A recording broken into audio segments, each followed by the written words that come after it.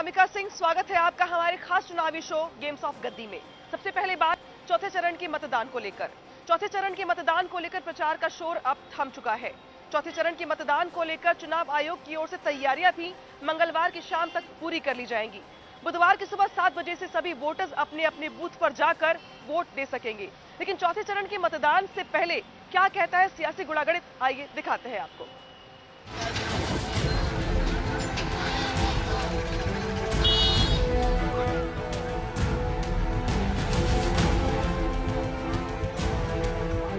UP में चौथे चरण के लिए फैसले की घड़ी आ गई है। बुधवार को जनता प्रत्याशियों की किस्मत का फैसला करने वाली है।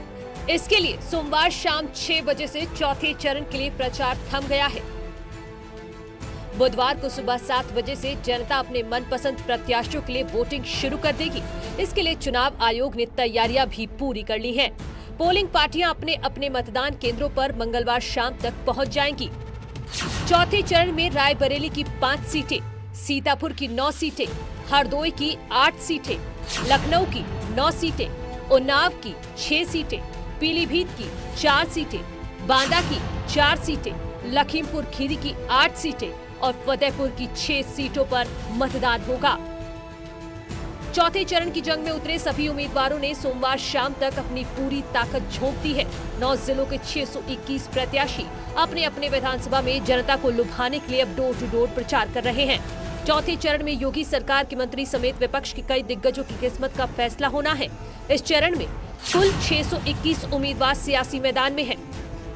अगर इन प्रत्याशियों में शपथ पत्र की बात करें तो एडीआर के मुताबिक 621 प्रत्याशियों में 167 पर आपराधिक केस दर्ज है, जिसमें 129 पर गंभीर केस चल रहे हैं। अगर पार्टियों की बात करें तो एसपी के 57 प्रत्याशियों में 30 पर केस दर्ज, कांग्रेस के 58 प्रत्याशियों में 31 पर केस, बीएसपी के 59 प्रत्याशियों में 26 पर केस, बीजेपी के 57 प्रत्याशियों में 23 पर केस दर्ज हैं। यूपी विधानसभा के चुनाव में धनबली उम्मीदवारों का भी बोलबाला है। सभी दलों में करीब 70% से ज्यादा प्रत्याशी करोड़पति हैं। चौथे चरण में ताल ठोक रहे 621 उम्मीदवारों में 231 प्रत्याशी करोड़पति हैं, जिसमें बीजेपी के 57 में से 50 करोड़पति, एसपी के 57 में से 48 करोड़पति, बीएसपी के 59 में से 44 करोड़पति, कांग्रेस के 58 प्रत्याशियों में 28 करोड़पति हैं। फिलहाल चौथे चरण के प्रचार का शोर थम गया है। सियासी दलों के दिग्गज अब 5वें चरण की तैयारी में जुट गए हैं। 23 फरवरी को सुबह 7 बजे से जनता अपने अपने उम्मीदवारों की किस्मत ईवीएम में कैद कर देगी और 10 मार्च को फैसला आ जाएगा। Bureau report, news 18। तो चौथे चरण के प्रचार का शोर तो थम गया है, लेकिन 5वें चरण को लेकर घमासान लगातार जारी है। अलग अलग जो नेता है वो अलग अलग जिलों में जाकर जनसभाएं कर एक दूसरे पर लगातार वार कर रहे हैं। मुख्यमंत्री योगी आदित्यनाथ ने भी लखनऊ में और कई अलग जगहों पर जाकर चुनावी सभाएं की और अखिलेश यादव पर वार किया है। तो वही अखिलेश यादव ने भी आज ऊंचाहार में रैली को संबोधित किया। उस रैली के जरिए उन्होंने योगी आदित्यनाथ के वार पर पलटवार किया है। देखिए रिपोर्ट।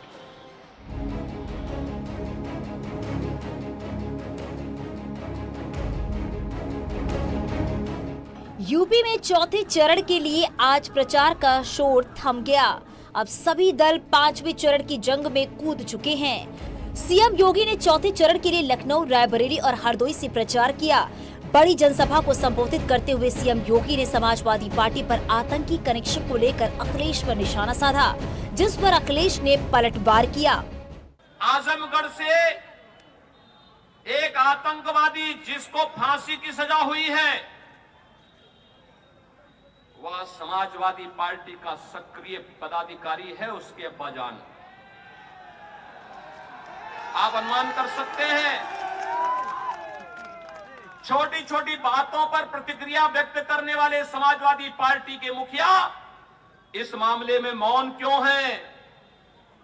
ये मौन उनकी स्वीकृति को प्रदर्शित करता है कि समाजवादी पार्टी का हाथ आतंकवादियों के साथ। मैं क्यों सफाई दूं? जो एजेंसी देश की हैं उन्हें कम से कम जांच करनी चाहिए, और उन्हें इसलिए भी जांच करनी चाहिए क्योंकि लोकसभा में मैं बैठता हूं, जिस लोकसभा में प्रधानमंत्री जी बैठते हैं और बड़े बड़े मंत्री सब लोग बैठते हैं, उसी लोकसभा में मैं बैठता हूं। तो कम से कम जांच एजेंसियों को करनी चाहिए। और फिर इसलिए है कि जनता ने इस बार भारतीय जनता पार्टी की खटिया खड़ी कर दी है, इसीलिए आप देखेंगे उनके बयान घटिया आएंगे। वहीं सीएम योगी ने सभा को संबोधित करते हुए अपराधी और माफिया के खिलाफ कार्रवाई की बात एक बार फिर दोहराई। साथ ही चिर परिचित अंदाज में समाजवादी पार्टी को कटघरे में खड़ा किया, जिस पर अखिलेश यादव ने भी सीएम योगी पर तंज कसा। जो पेशेवर माफिया और अपराधी आपको धमकी दे रहा होगा, उसका नाम नोट करके मेरे पास भिजवा देना। चुनाव के बाद आप देखना, गली में तख्ती लटका करके थाने के सामने हाथ खड़ा होकर के खड़ा होगा। जैसे ही उन्हें पता लगा सरकार बनने वाली नहीं है उनकी, उन्होंने अपना बुलडोजर मेंटेनेंस पर डाल दिया है। जो बाबा बुलडोजर वाले अपना बुलडोजर मेंटेनेंस पे रखाए हैं, वो जानते हैं उनकी सरकार बनने वाली नहीं है। चौथे चरण के लिए दोनों दिग्गजों का वार पलटवार आगे भी जारी रहा। सीएम योगी ने यूपी में विकास के लिए डबल इंजन की सरकार को जरूरी बताया, जिस पर अखिलेश ने समाजवादी सरकार आने की वकालत की। भारतीय जनता पार्टी की डबल इंजन की सरकार, डबल इंजन का मतलब आप जानते हैं ना, केंद्र में मोदी जी और प्रदेश में, जब दोनों एक साथ चलते हैं तो बुलेट ट्रेन की स्पीड से विकास बढ़ता है। आपको बुलेट ट्रेन चाहिए या पंचर वाली साइकिल? क्योंकि जो महंगाई की तकलीफ है वो आपके सामने है, जो आज परेशानी है बेरोजगारी की वो आपके सामने है। ये लोग जो कह रहे हैं गर्मी निकाल देंगे, हमने नौजवानों को, मैं कह के जा रहा हूं, समाजवादी सरकार बनेगी तो फौज में नौकरी निकालेंगे। यूपी की चौथे चरण में 23 फरवरी को वोटिंग होगी। इसमें लखनऊ समेत 9 जिलों की 60 सीटों पर मतदान होने हैं। अब फैसला जनता के हाथ में है, जिसका परिणाम 10 मार्च को ईवीएम के जरिए सामने होगा। Bureau report, news 18।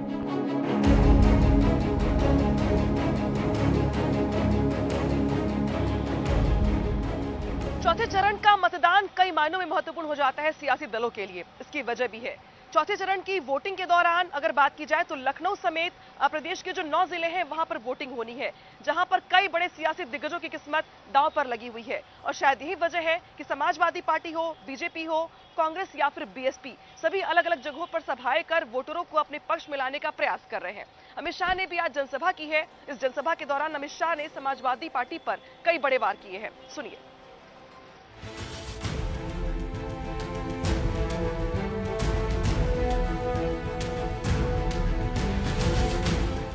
चौथे चरण के प्रचार के दौरान केंद्रीय गृह मंत्री अमित शाह पीलीभीत और सीतापुर में बड़ी जनसभा की।